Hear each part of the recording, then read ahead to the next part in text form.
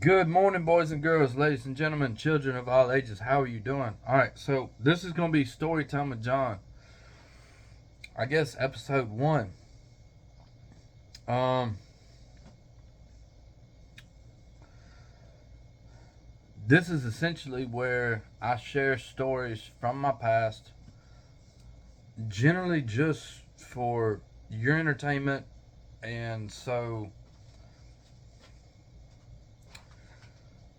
my kids and my wife and whoever else out there in the internet world wants to know what happened.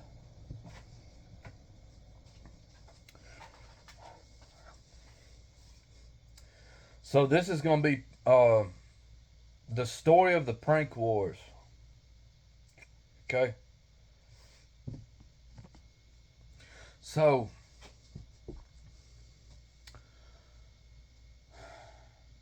a little context. I was stationed in Alaska. I was in the Air Force.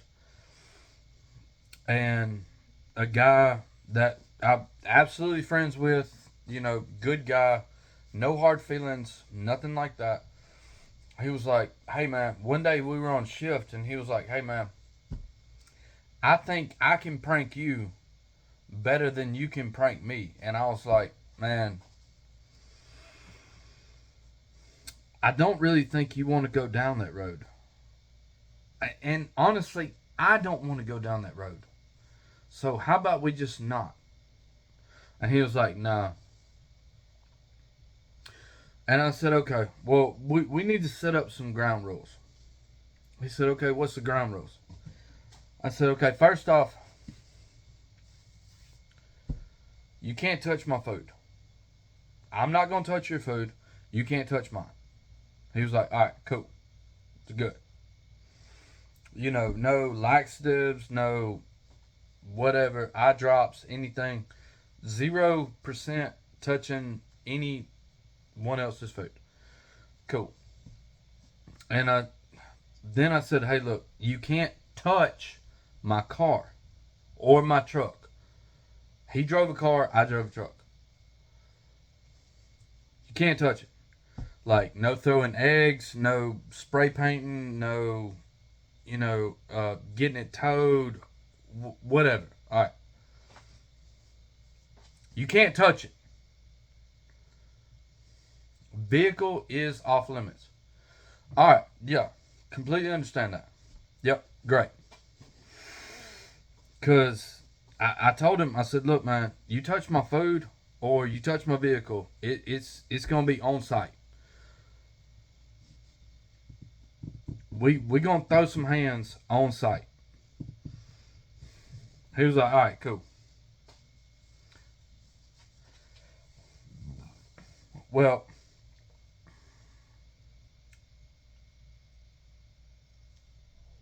yeah. I told him, I said, look, man, you don't want to do this. He was like, well, no, I think I can prank you better than you can prank me. And I said, look, man, I'm going to go ahead and forewarn you. As soon as you fire the first shot, I'm going straight up Fire Sharknado on the second one. I'm going 0 to 100 completely. And you're going to wish you had never asked for this. He said, I'm down with it. Let's go. I said, okay. All right. Whenever you want to fire the first shot, you go ahead and, you do what you need to do.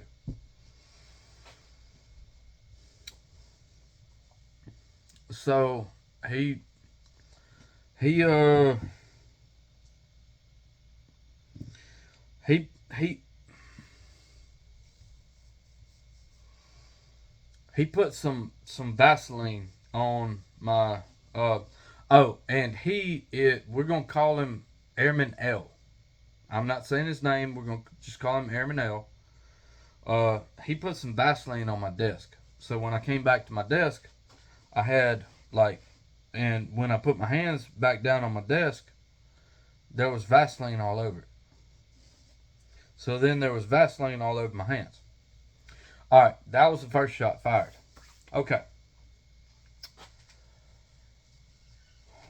All right. I forewarned you. I'm going 0 to 100. I'm going straight up fire Sharknado on your rear end. So, like I said, we worked in. I was in the Air Force, and we worked in a skiff. You don't know if you don't know what a skiff is, you're more than welcome to Google it. Okay. So about an hour into the shift, the next day, after he had already fired the first shot, about an hour into the shift, this 12-hour shift, I said, "Hey, I need to take a smoke break."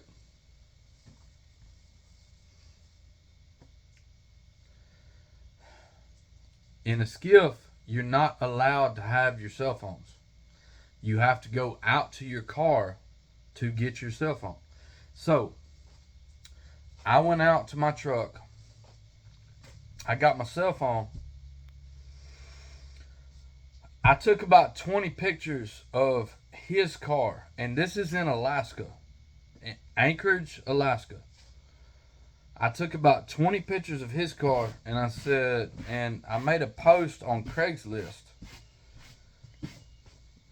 Yeah, you know where this is going. I said, "Hey, I'm PCSing. I gotta sell this car in the next 2 days. I need X amount of money." It was like some silver, cobalt, whatever, something, and I posted it for like $1,500. I mean, it was, it was like half of fair market value. And I said, "I have to unload this car right now. I need somebody, cash money. Here's my phone number." And I put his phone number. But anybody that knows Craigslist knows the email is who controls the post. So I put my email. And this is 1 hour into our shift. And I gave a sob story like, "Hey, my orders just changed. I got to unload this car right now. I can't afford to ship it back down to the lower 48. I got to get rid of it right now.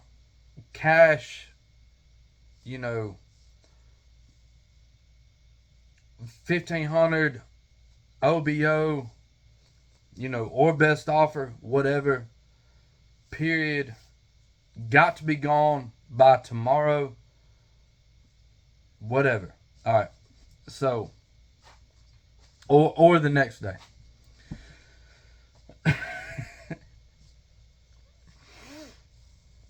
So,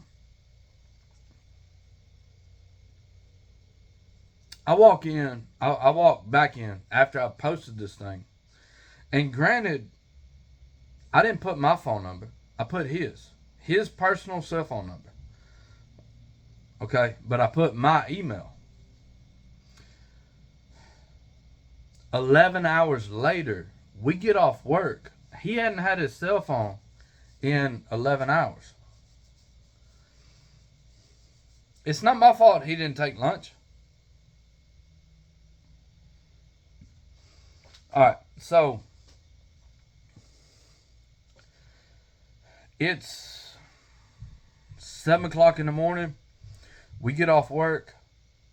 He gets in his car, opens up his cell phone. He's got like 100 missed calls, 100 text messages, 85 something voicemails. I make it from the squadron down to my house, which I lived on base at that time. So I make it from the squadron down to my house, which is about a mile and a half, 2 miles. And he calls me and he's like, "Hey, look, I don't know what you did, but whatever you did, you got to take it down." And I was like, "Okay, well, I told you I was going to go fire Sharknado." He's like, "Look, dude, I completely believe you. I'm done. Just take it down." Okay. So look, man, I told you, you fire the first shot.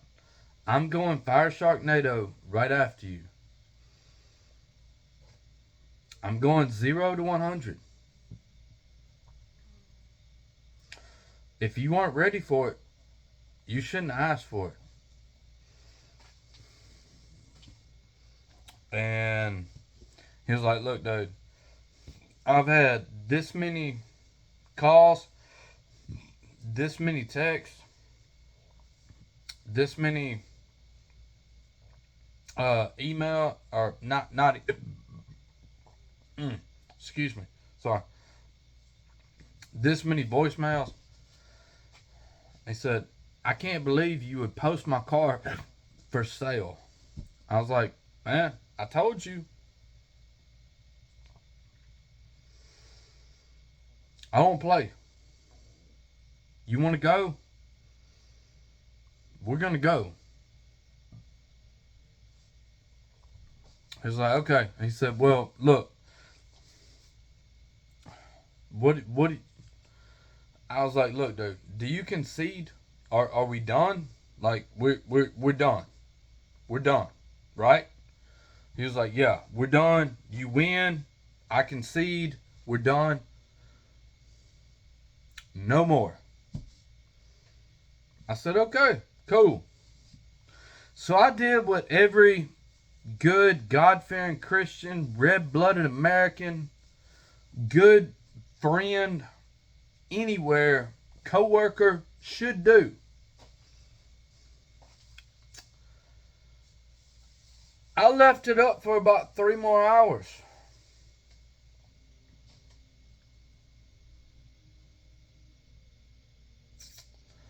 And then I took it down.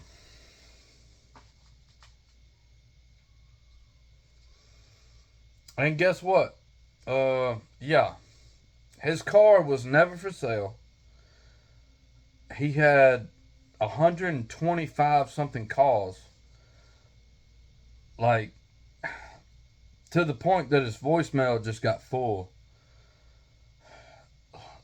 130 something text messages. People trying to, like meet him. And then actually, after I took it down, it was 2 or 3 days later, he was still getting calls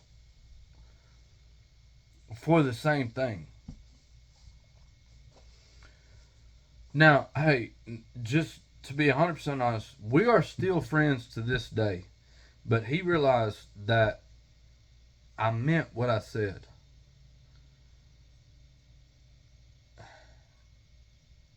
I, I'm not the person that you want to try to prank, because if we set some ground rules, don't. And I didn't touch his car. I did not touch it. I only took pictures of it. Okay? No eggs, no sandwiches, no graffiti, no nothing. I never touched his vehicle. His vehicle was in the exact same shape it was when he got there and when he left. I just posted it for sale.